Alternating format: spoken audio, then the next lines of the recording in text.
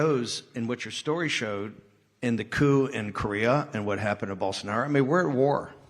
Think about it. We gathered here last year. President Trump, the primary season was just starting. There was no assurance he was going to be the nominee, although we all were working for him and felt that. There was less of a certainty, although we felt it in our heart and we're working on it, he was going to be president of the United States.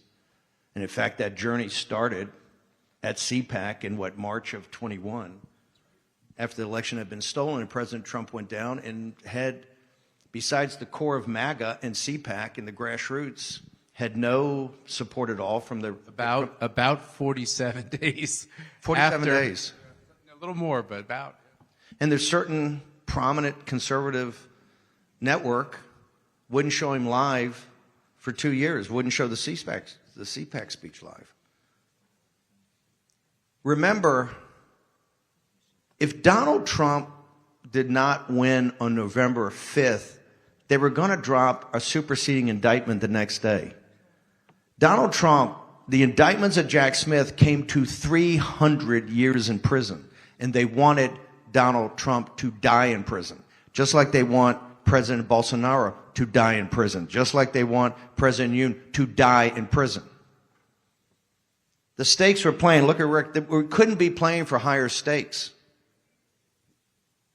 And they don't think they've lost yet. The deep state, the administrative state, what's happening in this very city. Next door we have 600 volunteers who are the tip of the spear of the precinct strategy and getting out the vote. And they're geared up. Why are they here a day early for CPAC, which is their big annual gathering? They understand we're still at war. This story is far from over. They indicted one of the best men in this world yesterday in Brazil on nothing, to send him to prison to die. Just like they want Trump to die, just like the Chinese Communist Party wants Yoon to die. And this is far from over. Yes, we've had days of thunder, and it's amazing. And every day there are 10 or 12 things. And we're on offense all the time.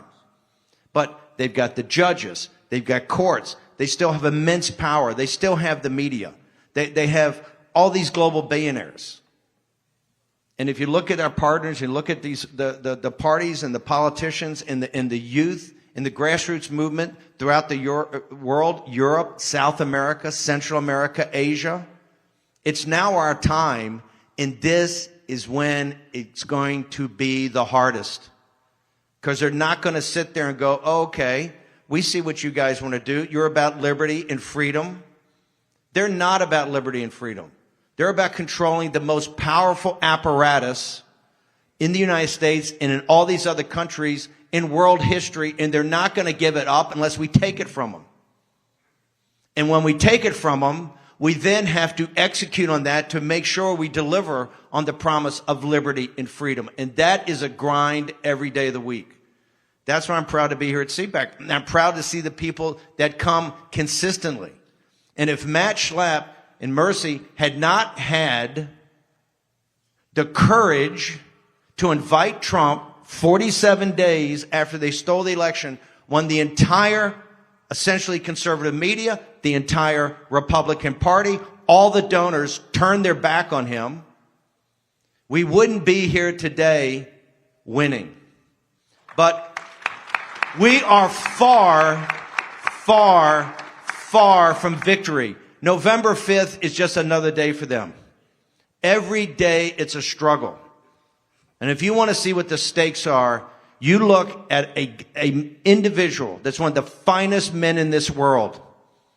And you think they learned the lesson from Trump? No, here's the lesson they learned. Get him in jail. Because the only way we're going to win if we imprison him. That raises the stakes. I'm proud to stand here with Bolsonaro. I'm proud to stand here with the South Koreans. We have a fight on our hand. And we have to let them know there is nothing they can do that will defeat us. Thanks.